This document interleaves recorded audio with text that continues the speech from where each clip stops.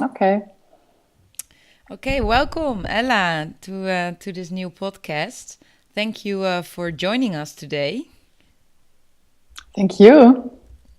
And Ella, we met I think it's 1.5 years ago in Berlin. I think where are you located at the moment? Where are you calling in from? I'm calling from Berlin, from Kreuzberg. Kreuzberg. The Yeah. nicest part of Berlin, I guess. So yeah, we met 1.5 year ago during the social media week. And you actually, invited me for the panel In Search of Serendipity, Adding Value to the Co-working Experience. Very interesting tagline, an interesting panel we had. First we dive into all that and all the jargon and interesting philosophies behind it, maybe. Can you give me, the listeners, a little introduction about who you are, what you do, and maybe also some insights why you do what you do?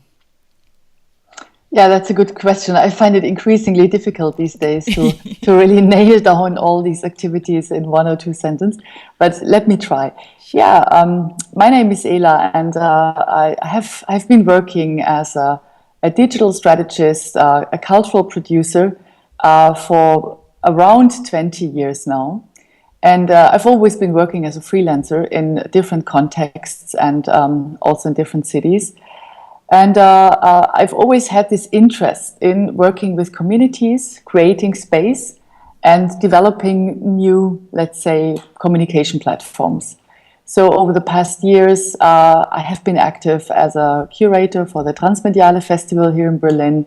I helped co-founding Public Art Lab, which is now it's a Europe-wide network of art and And what is cultural activities in the public space. the festival you just mentioned? The Transmediale Festival. Yeah. What is it for people The, that? the Transmediale Festival is it's a major festival for art and digital culture run here in Berlin, and it has been around since I guess also 20 years. And yeah, for me it was a really interesting moment in my let's say career, because they gave me a really nice opportunity to try out different formats and really play with different approaches in community building and opening up this digital sphere to a really wider audience, and also to people that normally don't have access to these communication forms. And yeah, 5 years ago we founded Supermarkt, which actually was a Supermarkt in Wedding, which is a bit of a neglected part in Berlin.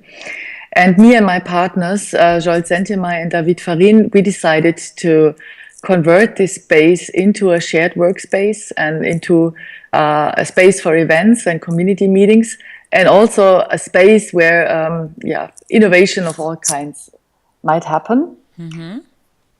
And we ran the Supermarkt after quite a long phase of renovation. We ran the Supermarkt for 4 years back in Wedding. And then we had to move out for various reasons. So the lease basically stopped, and we had increasing issues with the infrastructure of the space. It was really difficult to heat the space in winter. But of course, the rent was still rising, and we ran out of funding, which enabled us for 3 years to really to run a very extensive program on digital culture, new ways of work, and collaborative economies. So these were the cornerstones of our program, and still are until this day. And now we have moved here to Kreuzberg, to Mehringplatz, and we have opened a new Supermarkt, which is smaller than the older one, but still in its core, it still operates in the same way. With the difference that we don't really have co-working as a business model anymore in our space, but it's more a form of, I would say, informal co-working. So we share the space with people with whom we work, with whom we have quite an intense contact for projects we are working on, but we don't put the desks out in the market as we used to do. And we have a couple of reasons for that as well. Can you share those, a couple of them? Yeah, of course. Well, remember the panel which you have been part of, the Serendipity Panel, right? I have figured that co-working for us is only, or for me, let's say, if I talk personally about it, co-working for me is only interesting if I have people around me who are really interested in collaboration, that are really interested in those serendipitous moments where you meet other people and you really create a space where new projects, new ideas are likely to emerge. So I figured that in most of the commercially run co-working spaces, it's really an issue to create that situation. And to be honest, this was also a weak spot at Supermarkt. Because we have been totally happy with all the people who rented the desks, but actually there was not so much of a, let's say, of a collaboration taking place. And I figured it was only through the events where people really met, got in touch, and finally were able, to talk to each other. But over the regular office hours, it was not really likely that people would share, I don't know, resources or would enjoy a conversation because everyone was just really busy. And I also learned the fact that you have, I don't know, 50 people in the space does not make a community. Yeah. It's all about creating. It's a number. And you can perfectly go to a co-working space for 3 years. You can hide out there, get your work done, and you can get back home without even really talking to people. And I also figured that it is not really the prime reason for people to join a co-working space in the first place. I mean, it's something people hope for, but since since you can't really put your finger on what it actually takes to build a network and to build a collaboration, I would say it's really vague, and people don't really have concrete expectations when they come to a co-working space. So what I have learned around Supermarkt, this combination of co-working and events and cafe in itself worked really well. But the co-working was not part of the event space. The co-working was in other buildings in the neighborhood. So in that sense, it was as if these two aspects have been separated from each other. And I really felt the energy through events, and I felt the energy like in the office spaces. And that was really a big difference. Yeah. And would you because we met each other on the Serendipity Panel. I mean, before we met on Skype, of course, and we got connected because for people that do not really know what I do, is that I facilitate others to build their communities through effective, human-centered process innovation. Big word, but I think that really nails it down.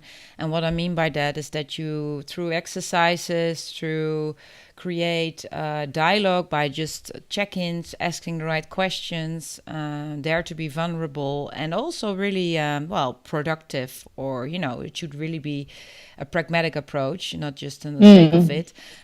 You get a lot of, people interaction, meaningful conversations where through people indeed share knowledge, networks, and skills. What I figured, because I'm training people to provide those sessions now, actually also in Brazil now, it's really hitting off throughout the globe, which is part of my dream. What I realized that it's all about the mindset, that people can talk about communities, people can talk about the relevance, and, but it's all from the head-to-head talk. And we know somewhere deep down, it's important, because we're social animals, that we should connect, and it will maybe beat loneliness, it will beat stress, it will beat unhappiness, or even it will beat your business not being successful, because networks are so important. We hear that from all entrepreneurs that are successful. However, if you if you don't go through the experience of what it takes from you, which is an attitude of maybe abundance or believe in the law of attraction or whatever you call it, if you're not open for that and you haven't experienced it, that takes a bit. You need to be daring to do that. Then it's not indeed going anywhere, because you cannot write a protocol for it. You can make some posters about how you love people to interact, but believe me, I saw all the art of hosting techniques at various hubs throughout the world, and also during events, that's where the interaction happened, but not really during the day. So would you say it's also kind of a mindset or attitude? You could call it an entrepreneurial mindset or attitude, because entrepreneurs should know how important this is and do it.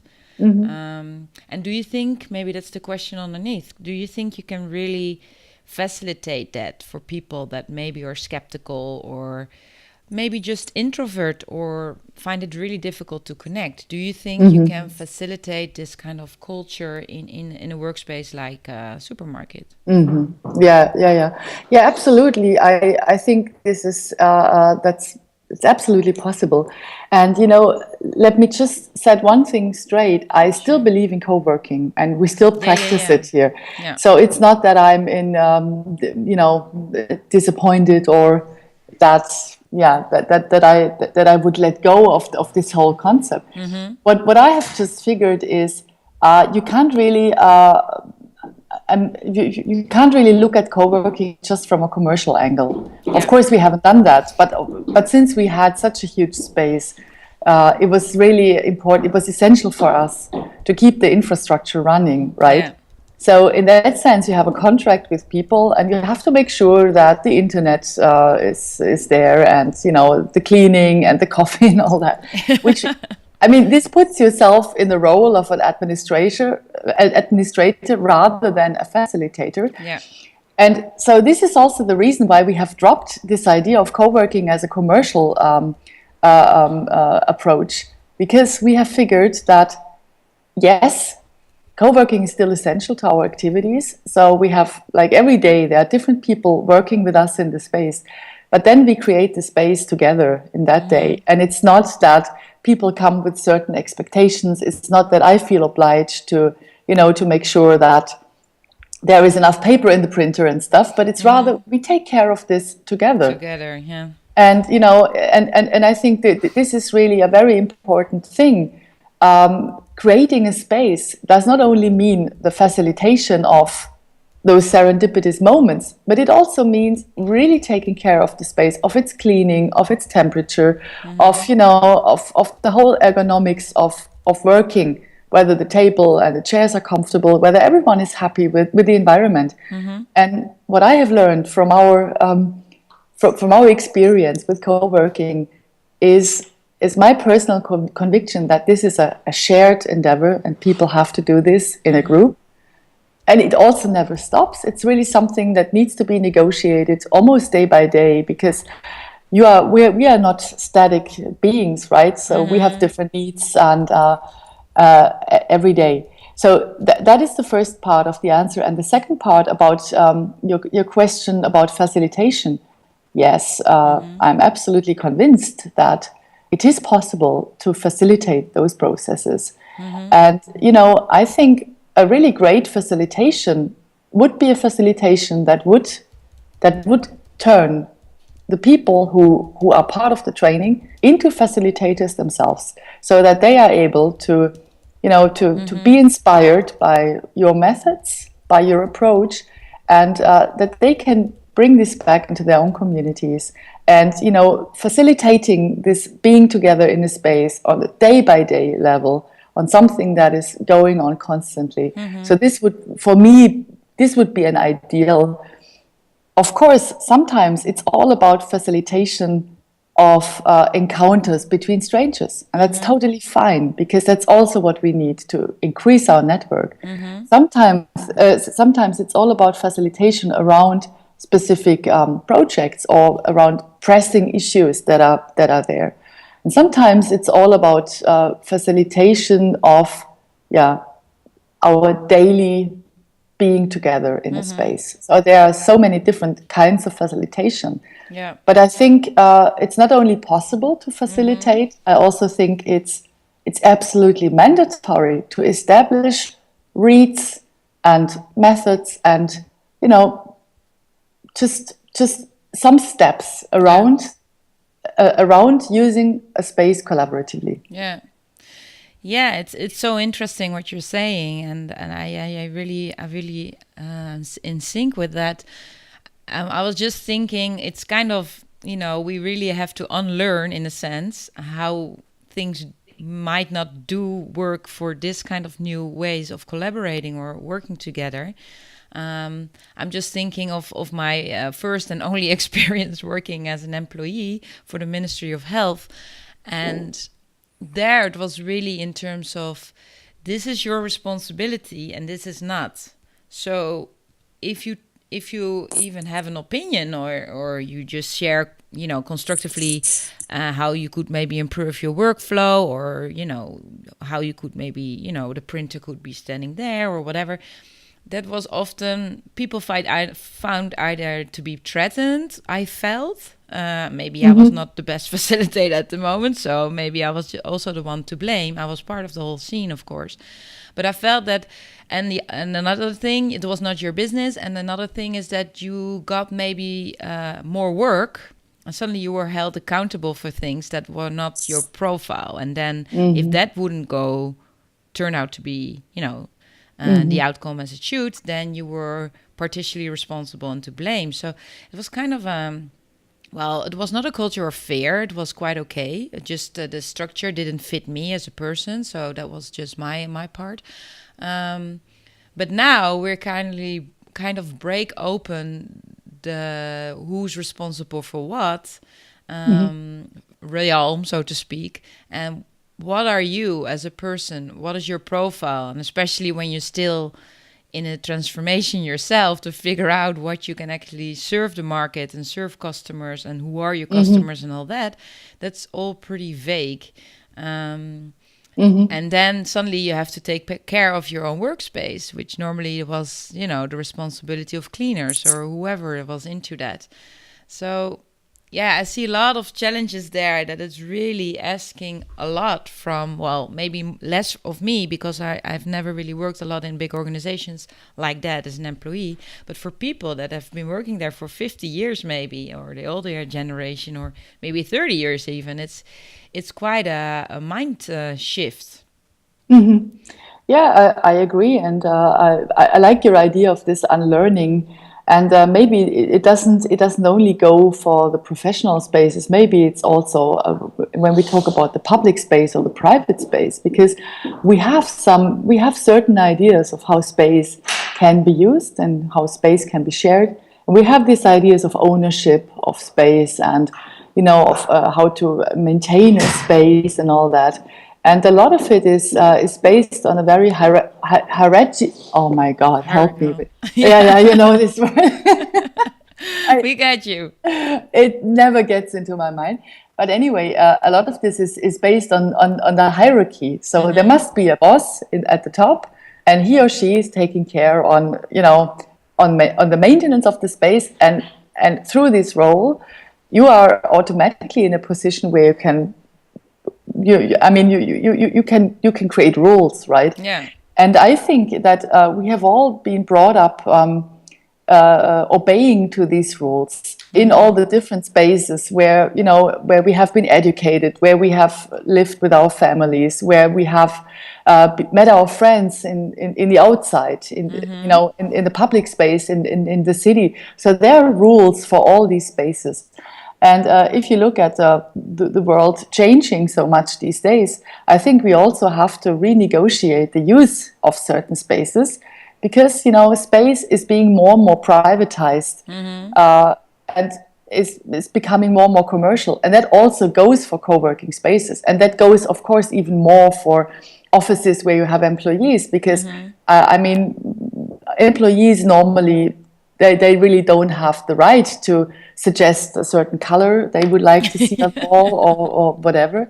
But then again, it's really a question, why not? because maybe it could help them immensely to increase their productivity or their well-being at the workspace. Yeah. So I really think, unlearning is a fantastic approach, and I think that all the endeavors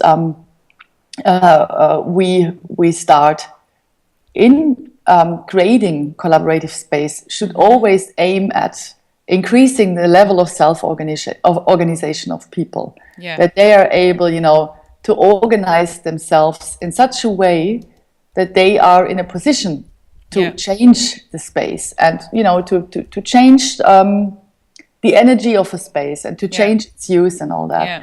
I really think it's fundamental. Yeah. Yeah, the other day, that's actually triggering me. The other day I had a training, training the new hosted transformer practitioners, and one of the participants said, like, he or she, and there's more people like that, they're really pretty skeptical about shared leadership or co-ownership or however you call it, because, and he had a point, when everyone gets into the dialogue all the time, it takes forever and nobody's taking decisions. And sometimes you need to also go for something and then test that and validate that decision rather than, go for the best result, because there's always perfectionists in there. So in some sense, in the good sense of the word of hierarchy, there should be some decision makers that just, after the whole dialogue part, will just take that and then make a decision on shared input by people, by the stakeholders that are of relevance. And then another thing is also important, what he or she mentioned, and I actually read a book about this lately, is that there should always, the stakeholders shouldn't be just random people representing their sector. They should also be decision makers in their sector, or at least have a say. Otherwise, it can never really resonate what you're going to decide upon. Depends on what kind of meeting you have, of course. So how do you see that, the whole decision-making part, shared decision-making, co-ownership or shared leadership? Yeah, there should be kind of a framework, I think, to make it really work. Otherwise, it's kind of, just throwing beautiful words at people. We should have shared decision making, but also that is expertise on itself to really do that well. Yeah, I can totally see your point, and I've also experienced issues with that, right? So I think if we can you call out one concrete experience in terms of that, one of the issues? Yeah, I mean, like in community building processes, there is very often this idea that there's either the hierarchy or there's the consent, right? But sometimes, both of it just don't really work, because sometimes you simply can't you can't solve problems on this hierarchy level. And sometimes a consent just can't be found because there is none. It's not possible to really find a consensus on certain things.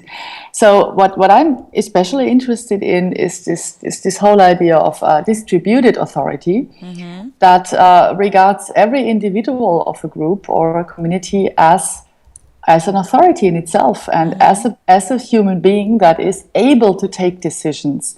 And through that approach, that in itself sort of combines the hierarchy and the consent, because it allows you to take a decision, and you can decide on everything that is of interest to your community, but you can only do it in a way where you have to make sure that you get some consultancy from people who have this experience. Like, for instance, if you want to paint a wall, then you have to do two things. You have to talk to the person who has done this before in order to get an idea how much paint you need, in order to understand, for how long people can't access the office because you just need to paint the wall. And then secondly, you have to make sure to talk to those people who are directly affected by the decision. We have to look at this wall like 8 hours a day. But once it a window, I would say. Exactly, that's an idea. But once you have done these two things, once you have tapped on the expert resource in your community, And once you have included those people who are directly affected, then you are able to take a decision, right? Because you are able to take an informed decision. This is a decision that came about through conversation, and I think we hardly practice that because we still have this paradigm is so inherent in our thinking that can I open the window or can I do this and that? There are so many things where you feel you need to have a backer for this and that. You can't take a decision on things, and I think the problem is not so much about how we can take decisions. The problem is that we have such a lack of self-organization that we hardly dare to take decisions. Okay, it's the other way around in a sense. I think it's the other way around. Oh, interesting.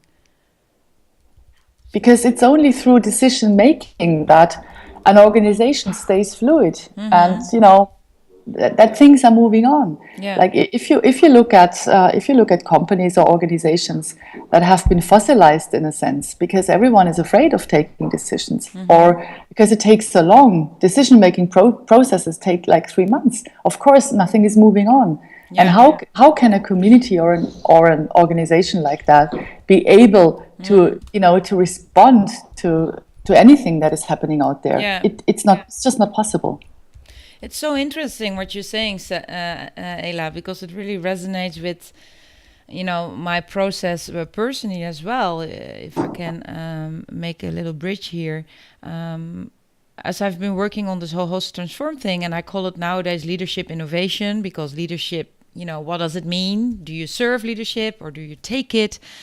And sometimes I feel like, like everyone is talking about leadership, like there cannot be a leader anymore and we all have to be leaders at the same page. And that takes away, the diversity we have of people and the character types of people too, because I feel that there's a lot of people that maybe are a little bit introvert and they wouldn't really show or wouldn't take the stage to make decisions quickly, rapidly, because it's not their primary need or their expertise maybe even. And then there's people that see opportunities and maybe too fast in a sense want to make decisions or want to change things around. And maybe if you take it really to the extreme, like in dimension, I'm maybe at the extreme part that I love to make change rapidly, make decisions, take people along with me, and maybe sometimes I'm too fast, and that's my learning curve. And when I go back and think about my own childhood, when I was living with my stepsister, she was the opposite from me. She was like more a fly on the wall. And I mean, of course, she had her opinion. I love her, like she has a really strong authority, but through another way. I'm more expressive. She did it via a different way. And I have the sense that those two maybe personality types, maybe they can conflict if they don't respect each other's way of leadership, in a sense, of getting the decision making through. Because I would, go on the stage and collect people and make this whole dialogue going on, but she will just see it from another perspective. She would take her time and read about it maybe and be by herself and talk with some people one-on-one. And then maybe slowly she would know what the decision to take. And neither of them are bad or wrong. It's just a really different approach. And I think that makes it also interesting that you will still, even though people have their own style of creating that decision-making process for themselves or for other people, we still have to respect that process and also facilitate that, both of them, and let everyone feel comfortable in the process on their own way, either being there in a session or being on their own room thinking twice. But I don't have a concrete answer how to do that. But that's why when you said like we're lacking self-organization to take decisions, I think it's so true, because I often, jump on the stage to make the whole process run. But there's a lot of people that feel a little bit maybe scared, or they feel they can damage themselves or their careers or their security to do that. Not everyone is so brave. So how can you make them feel more comfortable that there's not so much at stake if they would just make a mistake, making the wrong decision or something? Well, yeah, I think it's a structural issue, right? So if we are part of a structure that is that is simply prohibitive to self-organization, then of course it's a risk to decide things on your own, and you simply can't. It would be crazy to do it, right? So I think this is, first of all, that is also a call for organizations to change into, into a structure that allows for self-organization.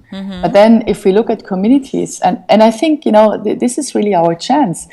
It's one thing if you talk about the job situation of an employee, and while there are a lot of companies that are transforming these days, there are still thousands and thousands that still stick to traditional structures. If we shape a community on our own terms, we have the chance to do things differently. And at least there, like in this collective that we have consciously chosen to be part of, we can really try to create those models that we also wish to have in the workplace. So I think, and that's maybe also to linking it back to co-working, that should be the goal also of people who run co-working spaces, to be aware of that this should be the space where we can unlearn all those paradigms that we still have in our minds, and where we can try to create those spaces where everyone wants to take decisions. Right? Yeah, and I'm going to be a little bit advocate's devil here, because some people say, but a lot of people, and especially some employees, do not want to self-organize. They just want to execute, do it, and then when they're home, their private life is starting, And do you think this is like destructive for every organization, or those people will have it wrong or have it right, or should they change, or are they maybe unhappy because they don't feel involved? Are they unhappy with their work? Maybe they're not even acknowledging that now, if you would ask them. But deep down, if you really go through the why process, why do you do every day what you do? How is it tapping into your purpose? Yeah. I know it's a very widespread cliche, and I think it's actually a problem, because it depicts people as, okay, I'm very maybe I'm exaggerating here, but it depicts people as, sheep that go to work, and then they go like sheep, they go back home, and they have this private life and this professional life. And, as much as I agree that it's important to have your privacy, I'm a total fan of that. But at the same time, I think, hey, you're still the same person, no matter if you're at work. And all your professional decisions should be informed by your human conscious, and by your experience, and by emotions. So how can you tune that off? It's not possible, right? Yeah. And I want to give one example. That makes people ill, I think. I think it totally disconnects them from their potential, because, look at how complex the decision-making process is. You can only take an informed decision if you have access to all your, let's say, if you have access to your full potential. Yeah. I really thought a lot about that when I learned when I read this book from Frederic Laloux. It's called Reinventing Organizations. I want to recommend this book, and I've seen a talk by him. Yeah, I saw recently. It too. The French guy, right? Or no? No, he's Belgian. Oh, Belgium. Okay. Yeah. And there is one example in his book. So he has looked, I think, into 10 or 12 organizations in Europe that have really started to transform into, let's say, models of self-organization. And one of the examples he gave was Buurtzorg, which is an organization in the Netherlands for caretakers. And as I probably you know much better about it, but in the previous system, all those caretakers, they had their list. They knew exactly how much time they had to take for taking care of elderly people. So every step, like washing people or feeding them, was pressed into a time schedule So they also had incredible. Yeah.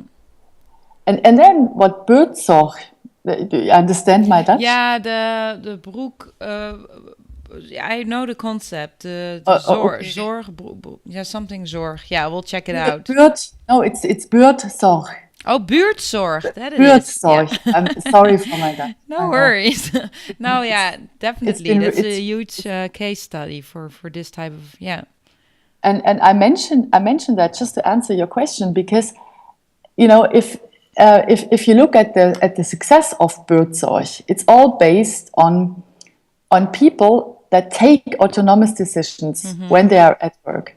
Of course, like in previous times, they've had this list and of medication and of special treatments, but now with this new system, they can decide day by day whether this person still needs medication. Maybe they rather need a walk outside, or or getting to know their neighbors. Yeah. And so the success of this organization totally proves the theory wrong, that people are happy to go to work, being totally disconnected from everything, and then they go back to privacy where the real life starts. The success of this organization clearly shows that this is not true. People are most happy if they're allowed to still be a human being in their work and take decisions like from a holistic approach. And they can only do that if they are invited to fulfill their professional role in that holistic sense. Yeah. Beautifully said. Yeah. And also to see it maybe from a systemic point of view, like what you do will enhance or improve lives of a lot of, elderly in this case, and that also lives of families and their relationships in their environment. So if you can see yourself as creating this wrinkle effect, what we also do with Host to Transform, but also to really realize that, then it's not only work anymore. It's actually, you're tapping into a bigger contribution you can give to the world. Exactly. Leave some legacy, Do we want to die and then people say, this person had great skills at work, which only was really fruitful for that company. I hope people love to, and I believe that deep down. And if people do not really feel it, they maybe are scared or they don't really know what their potential is. But I really feel we all want to unlock the potential of others too, or help. Even if you're maybe shy or introvert, I think if we really feel that we are util and we can contribute, that this is the biggest present for you as a person. Yeah, I think so too. And I think it's all about, knowing about that, it's all about bringing those ideas also into co-working spaces, because I think there are still many co-working spaces in the world that could still use some of this ideas and knowledge, and try to make sense of it. Because in the same way, if I'm a freelancer, if I have a shared office, I sit at my desk, I can still be really disconnected from everything. Even though I'm working on my own terms, it doesn't matter. I don't have this boss, but I have this thing in my head that disconnects me from everything around.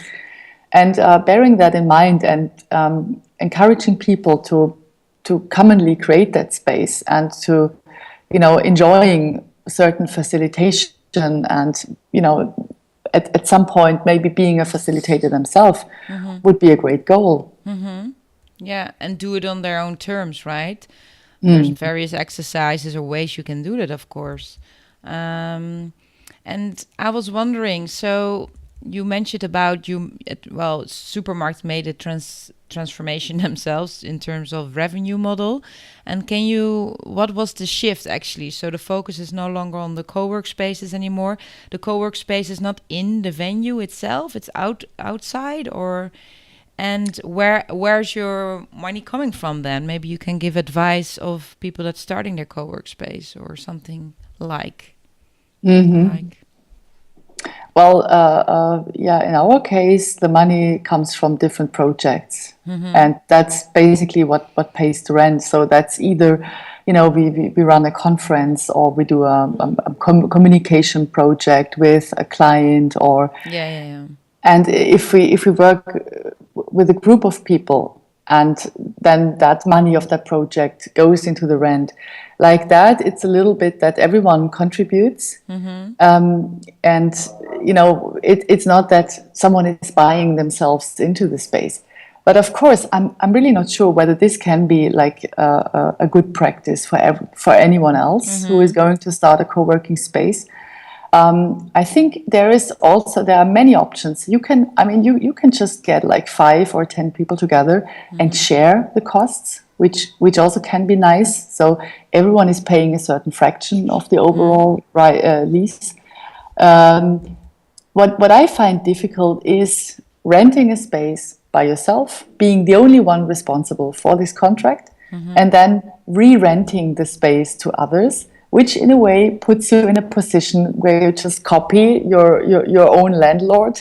And for me personally, it's just something I find awkward, and which I found financially also not so much sustainable, because of course it will help you covering the rent, no doubts about it, but don't underestimate the administration. Like if you have 10 people in your space, and if they want to have their coffee, if they want to print stuff, you really need an infrastructure for that. And security, even if exactly security and keys and all that.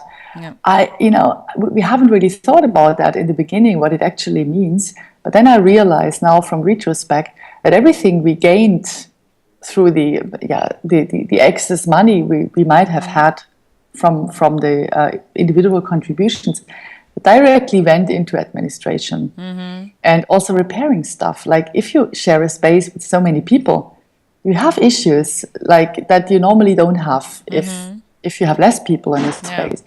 So all of it is, it's, of course, everyone can look at things differently. This is just a very personal experience.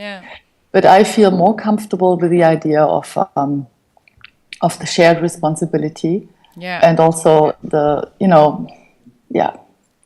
and maybe what just resonates with me, I think we talked about communities in organizations and also in co-work spaces, really around the physical space. But I think as people travel more, they're at multiple places at the same time. They do a lot of collaboration on the web, so they don't need a physical space. Maybe co-work spaces need also to include some lower threshold for people to access, maybe a few days and then leave for 5 years. Right. So community is not about, seeing the same people every day, but also about, just sharing the same mindset. Like I can meet people and I feel connection, like we met forever. I think we shared that too, that we just had a conversation, we shared our passions and dreams maybe even, and that makes us already 10 steps ahead of maybe other people that just start to work together. Some kind of trust, maybe that's the right word. That's what you need, and not so much a whole work history together or sharing cultural backgrounds. I think that's also a challenge. Like I see during my exercises a lot that people really, need to adapt to one and the other, and sometimes it can take a bit. But my exercises actually accelerates this process. So, we're really used to grow up as indigenous still, like, hey, you do not belong to my tribe, you feel really differently or you appear really differently. So this disconnect has a function. If you include in my community, it's going to be endangered. It's not the survival of the fittest that will make my own tribe develop. You're in danger. You're in danger for me. But nowadays I think it's the other way around. We have to connect with people that maybe are not of the same tribe, because that's where innovation sparks. The world is getting smaller, so we better do it now than waiting for another 10 years. Look at the migration situation at the moment. yeah, of course you can be really scared and wonder what's going on. But on the other hand, we need those people, first of all, to put it really pragmatically, because of the aging problem and the problems in work competences and all that. And second of all, this is going to happen more and more. You know, I don't feel Dutch anymore so much. I feel, I don't know, give it a name, world citizens or whatever. So I actually bring a framework of community. It's kind of a third space we share. Maybe I should explain it like that. If we talk, we share this third space together, like a metaphor where we can create things on the spot and be connected through the web or either physically, what helps moving us forward as a person and as a business. So maybe, space, it could be in a coffee shop where we work, or it could be paying a membership fee. I think maybe it's also losing its relevance or something. I don't know. Yeah. In a sense. Do you see this? Do you see this as like co-work spaces should inhibit this in their maybe models, or how can they encourage people to move around and not own them in the co-work or in the community? That's also a danger. Now I see co-work spaces kind of competing. You know, you have spaces, you have WeWork, you have. I'm like, oh my God, this is like old things all over again. All right, Ella. Or Ela, I should say. I just learned. So the question I posted at the beginning of this conversation: why do you do what you do? Can you put a finger on that for yourself, or is it? Can you answer the question? It's a really good question. And I also try to understand, right? I think maybe every one of us has this certain call. And, this one thing that just keeps you going. And I can imagine that in my case, I always found it fascinating to create spaces for people and to enable communication and collaboration. It's really something I was thinking maybe it has to do with my childhood, because where I grew up in a tiny village in the south of Germany, it was actually the whole structure I was raised was a very collaborative structure. Simply because people had to help each other. So, there were a lot of common resources in this village that people used collectively. It was just, like historically, it grew like that. And then within very few years, this whole system collapsed because all the elderly people, they died, and none, like the generation of my parents, they didn't want to be farmers again. So they sold their property and they went to work, for the automotive industry, which is really strong in south of Germany. So I think it might have to do with this idea that you can be so much stronger when you do things together. It was one of the universal experiences I had from my early childhood on. And also this, what I also learned very early is that the family and, drawing back into your family is such a trap. It's really something that, don't get me wrong, it's so important to have a family and to have people you love and you feel at home. But if that's the only thing, if that's your only community, this is a trap. And I really like the way we used to live together in that context back in the old days in this village, because of course everyone had their family and their tribe, but you were not able to survive without opening yourself to the others. And if you ask me, I think this is something we will face more and more in the coming years. Also, people like from the white middle class in the big cities will at some point maybe face that, even though they might not be aware of it right now, and even though right now their urgency is not really it doesn't. It doesn't really seem urgent, and also not very likely, but it's just something, So like an ecosystem, you say, like a broader ecosystem that, especially when resources, the really basic elements of life, resources are getting more scarce, there's no one you can hire for that, because maybe you have to make your own, I don't know, vegetables or grow them to make it really a tangible example. And so just to trigger you, but why do you have so much passion, or why are you so fond of creating spaces for other people and to help their collaboration? Why is that? Because I strongly believe that it's the only way for me to sustain, I'm just afraid of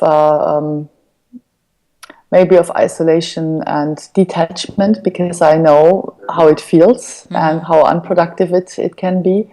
And I don't want that. I'm just fully convinced of collaboration if it really works in a productive way, and not just as a term. And I feel that it's also that, but that's really basic what I'm gonna say. It's not rocket science, but I also feel that you really love to help those people to contribute to their lives, right? The people that you create spaces for and their collaboration, you really want to contribute to their potential in a sense. Then, yeah, I like that a lot. I also like to help people that are at the beginning of their career. Is because especially women, because very often they just don't dare to step up and find their role. But for me, it's just maybe it's not so much the help aspect, like it's empowering, maybe.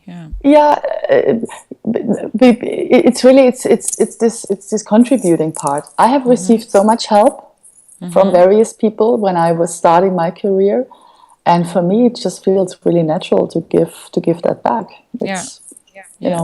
I have never really thought about it, but it's like it goes by automatically. You already think and live in abundance kind of sense. In a way.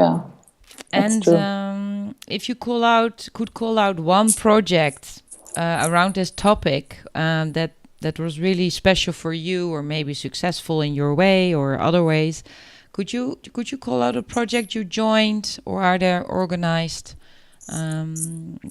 that was really what was really great for you, and maybe the reason what made it so special? Well, it's apart from Supermarkt, where we still have many of these moments, I would say there is a project I've done now almost 10 years ago, and it was called the Mobile Studios. And I've done this project with Public Art Lab, and also with one of my Supermarkt partners with whom I still collaborate. And it was the idea of bringing a mobile production laboratory into the public space of several Southeastern European countries. So we've brought these little studios and placed them in the public space. It was a European funded project, and we invited local curators and people like from cities like Sofia or Belgrade, Budapest to just use that and to use it as a way of being creative. And I found it really interesting what came out of it. Of course, it was back in a time where there wasn't so much creative space available for in East Europe, and where there wasn't so much support for curators and artists there.